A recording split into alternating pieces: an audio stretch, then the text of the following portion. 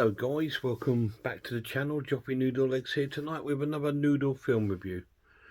Today we're looking at an 80s classic horror film called The Howling. Now this stars Dee Wallace and Patrick McGee, along with loads of other stars. Slim Pickman, John Carradine. It's an all-star sort of cast really. The film kind of starts off with obviously Dee Wallace. She's a news reporter for the TV, and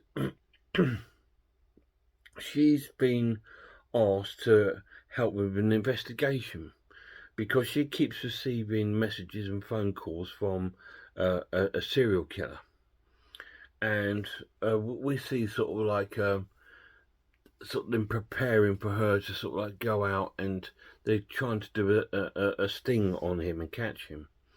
So she's preparing for this, and the husband's back at the studio with like the other sort of news crew talking about it, and how he's not really happy about it. And so, but she's willing to do this, and we see her walking down like this alley towards the main sort of boulevard, and she gets stopped by a guy who thinks she's a prostitute, and he starts to try to solicit her for business, and she goes, "Eddie?" And she goes, "No, I'm not Eddie." Anyway, so she carries on, gets past him, and carries on walking down this sort of like boulevard towards like a telephone. And while this is going on, back at this TV station, there's still lots of jibber jabber going on between all the sort of members. Oh, you know, she's going to be fine, you know, she's strong and she's brave, helping out, and all this kind of thing. And we see one of the newsreaders talking to her husband in the toilet, saying what a brave woman she is. Anyway, she arrives at the telephone booth on the street, and she sort of waits in there, and it's sort of symboled with like one of those 1980s sort of smiley faces that were everywhere in the 80s. So she's sat in there waiting for this call, and we see sort of police that are driving around the local area, sort of like, because they're there like on the lookout, and there for radio contact if required. And we see them back at the studio. They're all sort of set up with the equipment, hoping for the phone to ring so they can maybe sort of trace the call. And so then the phone rings, and it's our man, and he's talking to her, and she's saying that she's alone, but there's problems on the signal, and they can't pick it up back at the station. So she's sort of like on her own, but she doesn't realise this. Anyway, Eddie sort of talks to her and tells her where to go. I didn't mean that rudely. He's telling her where to sort of like meet her.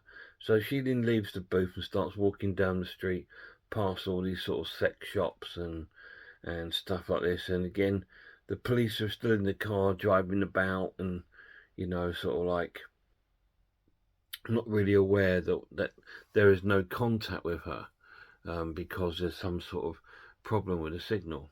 Anyway, she arrives at this pawn shop, magazine shop, and she goes in, and you see all the sort of like males that are in there sort of rushing out the shop because the woman's in there.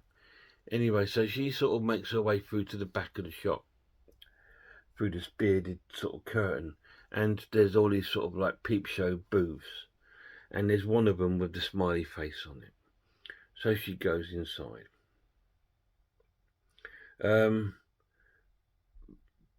Back then, I think the two police that are in the car get a transmission saying that, you know, go and look for her because we've lost communication. So they're now out in the streets looking for her in the same sort of area. Anyway, she's in the booth, and then Eddie appears behind her, the guy, the killer, and he's talking to her in a sort of seductive sort of way, and she's having to sort of sit through this sort of like this sort of porn film, which obviously I can't show you anything like that. Anyway, he asks, after a while, he asks her to turn round. So she sort of turns around, and we just sort of see the silhouette of Eddie sort of shaking, and she sort of tries to scream, but she can't. And while this is going on, the two police officers are now in that shop. And the guy in the shop says, yeah, there's a woman in there. She's in the back there watching movies.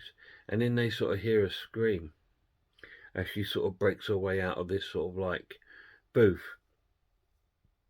Anyway, the police go around there and they shoot at the booth. And we see blood coming underneath the booth. But she's absolutely fine. So they've killed this Eddie guy. But I don't think that's what they wanted to do. I think they wanted to capture him. But anyway, we did see her being sort of reconciled by her husband and all TV news reporters around and trying to say breaking news that she's been involved with it and stopped. They finally caught this murderer, this killer, in the shootout. And all this sort of goes on. And while this is going on, we didn't catch up with two of the reporters, and they have gone to the apartment where Eddie lived, because obviously now they've got his address and everything. So they turned up at his address, and we see them making their way in and sort of going in. And when they get inside, they see all these sort of drawings on the wall, these sort of like different creatures and monsters and newspaper reports. And so he's obviously something wrong with this guy.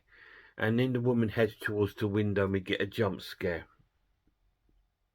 I always jump at that part. I don't know why, I always do. I know it's coming, but I always jump.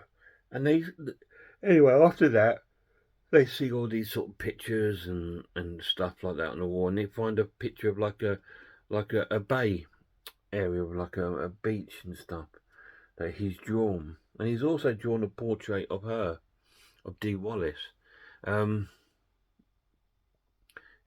so anyway, we then cut back to the TV studio, and Dee Wallace is now making her first television appearance since this has happened. So she sort of she thinks, yeah, I'm strong enough, I'm recovered now. But she then sort of like goes on to the TV, and when it's her time to talk, she just freezes. All the lights sort of shine on her, and she keeps seeing sort of like silhouettes of this Eddie guy.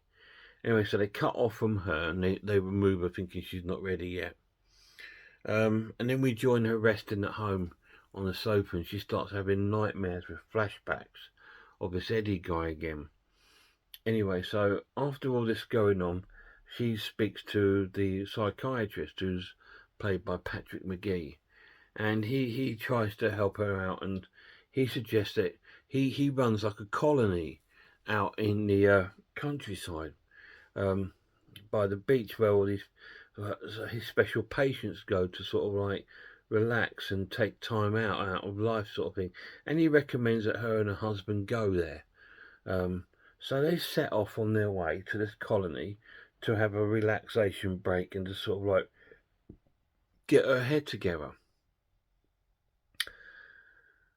And that's all I'm going to tell you. So what's going to happen at this place? It's a colony? Okay. So is anything going to happen in this colony? Is she going to recover? Or is she going to become worse? Or, are all these patients, she's going to be surrounded by other patients with problems. Is that going to make a benefit for her or make her worse? You need to watch it and find out. What do I think of The Howling? It's a classic. It's a classic movie. Absolutely fantastic. It's one of the great sort of like classic 80s horror movies that everybody saw. Everybody rented it out on VHS. Everybody bought it, and it's just fantastic. And it did spawn some sequels. This is the 40th anniversary edition of it. So the pluses are that the transfer looks really nice. It's still got that sort of really dreamy camera work sort of thing, a bit like, like Carrie's got. It's still got that sort of dreamy sort of camera visions, but that's okay. But it's acted brilliant. The story is fantastic, very convincing, and an amazing cast. It's got some great special effects, and it's got some sort of great, all these sort of things going on. Negatives of the film, there's none. It's just a right out and out fun film from start to finish. So I'm going to score this an awesome watch and give it a 9 out of 10. Absolutely brilliant film, The Howling. 9 out of 10. Any of you guys seen it? If you have, let me know down below what you thought of it. I don't want to go too much into it because I don't want to spoil any sort of like spoilers for you, because the film does take a really sort of like awesome turn, and I want you to sort of like get that yourself. And it's a really cool film. Really good fun. I love returning to this film. It's really good. I'm hoping to get my lad to watch this, because I think he'll enjoy it. Guys, till my next video, check out some more horror channels for me. Check out Horror Hands, Horror Geek, Man v Film, RS Designs, Pizzawell, I'm the Ice Lord, Sarah watches horror, Cat watches horror movies, and Grumpy Andrew's Haunted House. Until next time, look after yourselves, look after one another, and I really hope I see you all soon.